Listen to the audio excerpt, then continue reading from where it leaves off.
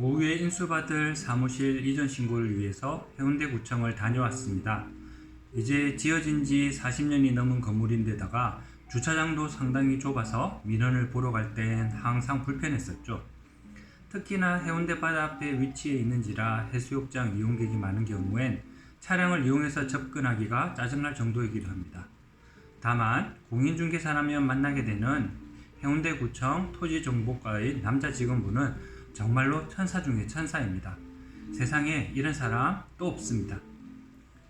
기존 사무소를 개설 등록한 상태에서 운영 중인 부동산을 인수받는 것이라 어떠한 과정으로 진행을 해야 하나 이리저리 찾아봤었는데 딱히 이거다라고 검색되는 것이 없더라고요. 이런 경우에 무조건 자신이 등록한 행정관청의 담당자분에게 전화를 걸어 물어보는 것이 그냥 최고입니다. 혹시나 저처럼 기존 중개사무소가 있으면서 다른 사무소를 인수하게 되는 경우엔 다른 거 하지 마시고 인수하게 될 사무소의 임대차 계약서와 현재 중개사무소 개설 등록증 원본 그리고 현금 800원 이거는 해운대구청일 경우더라고요. 지자체마다 금액이 틀릴지는 모르겠습니다. 이렇게 세 가지 준비해서 가시면 됩니다. 제가 왜 해운대구청 담당자분을 천사라고 부르냐면 어지간한 편의는 다 봐주기 때문입니다.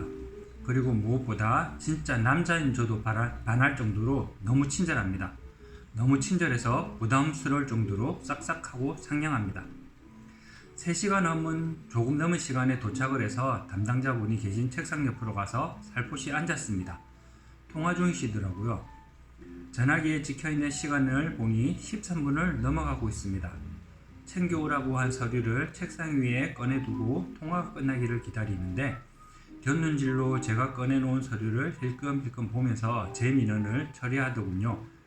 물론 전화통화는 계속하면서요. 전화통화의 내용을 대충 들어보니 전화를 하신 분은 해운대구에서 중개사무소를 운영하고 있는 공인중개사였으며 자신이 거래 완료한 부동산 매물의 광고를 거래 완료로 변경 또는 삭제하지 않고 놔둔 채 국토부의 모니터링에 적발이 되었다고 하더라고요.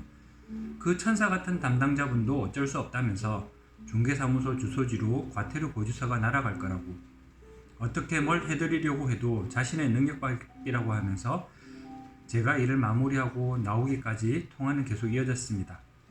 도대체 무슨 이유 때문에 이렇게 긴 통화를 하고 있었을까요? 공인중개사 제18조 3에는 다음과 같은 조항이 있습니다. 국토교통부 장관은 인터넷을 이용한 중개대상물에 대한 표시 광고가 제18조 2의 규정을 준수하는지 여부를 모니터링할 수 있다.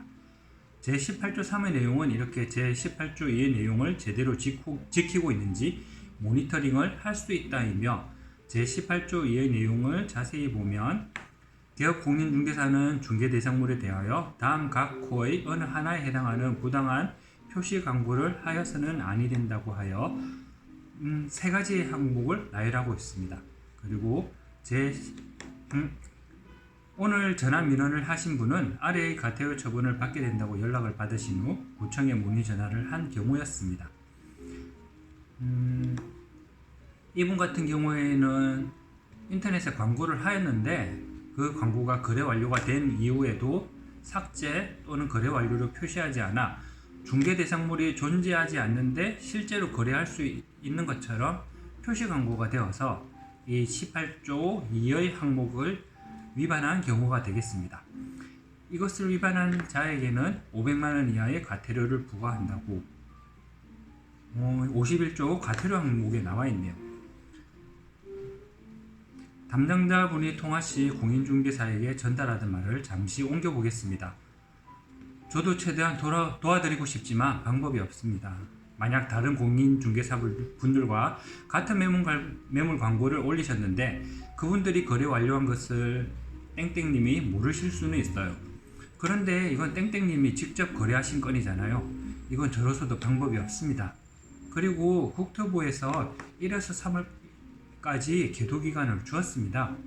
4월 1일부터는 피할 수 있는 방법이 없습니다. 도움을 못 드려서 죄송해요. 아마도 사무소 소지로 과태료 고지서가 발송될 겁니다. 기존 실거래 정보 기반의 모니터링은 감시센터를 통해 유선, 전화통화 등을 통해서 조사를 했다고 합니다. 그러나 2022년 1월부터는 실거래 정보의 제공이 협의된, 현재는 네이버 부동산만 협의되었다고 하더라고요. 이 네이버 부동산을 통하여 훨씬 정확하고 빠르게 모니터링을 할 수 있다고 합니다.